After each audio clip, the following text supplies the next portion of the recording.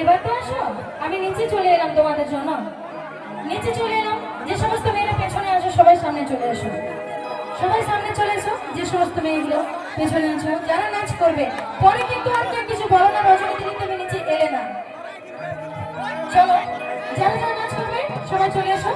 পরে কিন্তু কেউ বলো না, কারণ এইসব জিনিস বছরে একবারই হয়, বারবার হয় না। বাড়ির মেয়েরা যদি আনন্দ করে তাহলে সেই প্রোগ্রাম আরো ভালো আনন্দ হয়। ঠিক আছে, অত তো সাউন্ড যাবে না আমার বাবা। আচ্ছা, হালকা রিভাইভ